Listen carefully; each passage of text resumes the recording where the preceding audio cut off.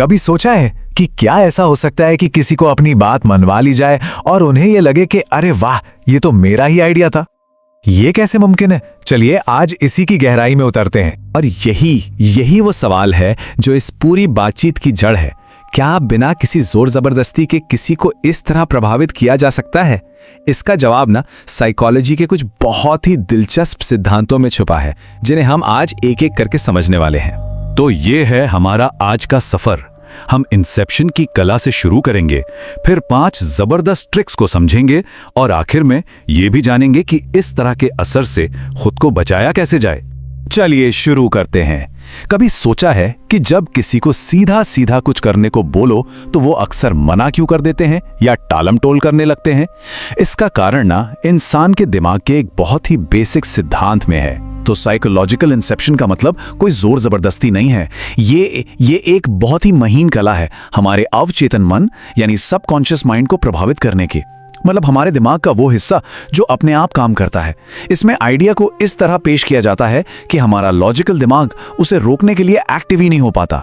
ये जो तुलना है ना, ये सब कुछ साफ कर देती है। जब हमें कोई सीधा ऑर्डर मिलता है तो हमारा दिमाग अपनी आज़ादी बचाने के लिए फौरन उसका विरोध करने लगता है। लेकिन जब कोई आइडिया हमारे सबकॉन्शियस में पहुंचता है तो वो हमें अपना लगने लगता है और हम उसे बड़ी आसानी से मान लेते हैं। और हाँ, आगे बढ़ने से पहले एक बात गांठ बांध लेना बहुत जरूरी है। इन टेक्निक्स की जानकारी अपने आप में एक बहुत बड़ी ताकत है, लेकिन इसका असली मकसद दूसरों को मैनिपुलेट करना नहीं, बल्कि खुद को ऐसे हेरफेर से बचाना और इंसानी बर्ताव को बेहतर ढंग से समझना होना चाहिए। तो तैयार हो जाइए हमारी पहली ट्रिक के लिए। इसे कहते हैं विकल्प का भ्रम और ये इतनी सरल है कि हैरानी होती है कि ये काम कैसे करती है। ये सिचुएशन तो हम सबने कभी ना कभी देखी ही होगी। जब कोई पेरेंट बच्चे को सीधा कहते हैं जाओ पढ़ाई करो, तो बच्चा या तो बहाने बनाता है या उस काम को टाल देता है। ये एक बिल्कुल नेचुरल ह्यूमन रिएक्शन है। तो फिर इससे निपटा कैसे जाए? देखिए, यहाँ एक बड़ा मजेदार उदाहरण है।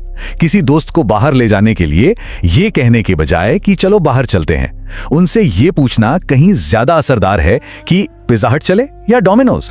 कमाल की बात यह है कि ये काम करता क्यों है? क्योंकि दिमाग का फोकस बाहर जाना है या नहीं से हटकर कहाँ जाना है पर चला जाता है। उस इंसान को लगता है कि फैसला तो उसी का है, जिससे उसे कंट्रोल का एहसास होता है।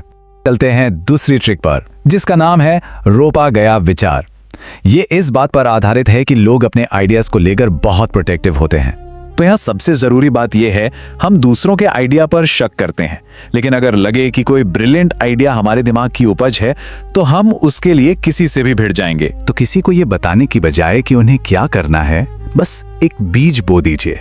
एक सही दिशा दिखाने वाला सवाल पूछिए, जैसे क्या ऐसा नहीं लगता कि इसे इस तरह से करना ज्यादा बेहतर रहेगा? ये सवाल उनके दिमाग को सोचने पर मजबूर करता है और जब वो खुद उसी नतीजे पर पहुंचते हैं तो उन्हें लगता है कि आइडिया तो पूरी तरह से उन्हीं का था। हमारी तीसरी ट्रिक ये इंसान की एक बहुत ही गहरी भावना मतलब कि ईगो का इस्तेमाल करती है। इससे अहंकार को चुनौती कहते हैं और ये एक बहुत पावरफुल ट्रिगर है। देखिए, हम सबके अंदर ना खुद को साबित करने की एक जबरदस्त इच्छा होती है। लोग अपनी काबिलियत पर गर्व करते हैं और अपनी इमेज को बचाए रखना चाहते हैं। यह टेक्निक बस इसी पावरफुल भावना को धीरे से उकसाती है। सोचिए, किसी दोस्त से एक मुश्किल काम करवाना है। सीधे पूछने पर शायद वो मना कर दे, लेकिन अगर बस ऐसे ही कह दिया जाए मेरे पास एक काम था लेकिन सच कहूं तो शायद ये तुम्हारे बस का नहीं है, तो आप लगभग उनके ईगो को जागते हुए देख सकते हैं। अब वो उस काम को सिर्फ आपको गलत साबित करने के लिए करना चाहेंगे। और अब हम आते हैं 2 फाइनल और बहुत ही ज्यादा पावरफुल टेक्निक्स पर। इन्हें मास्टर ट्रिक्स इसलिए माना जाता है क्योंकि ये हमारे दिमाग के 2 सबसे बुनियादी झुकावों का फायदा उठाती हैं, कॉन्ट्रास्ट का सिद्धांत और दुर्लभता का प्रभाव। कॉन्ट्रास्ट को समझने के लिए मान लीजिए कोई डील हो रही है और सामने वाला अचानक से $80,000 जैसी एक बहुत बड़ी मतलब लगभग बेतुकी रकम मांगता है। ये नंबर दिमाग में एक एंकर की तरह सेट हो जाता है।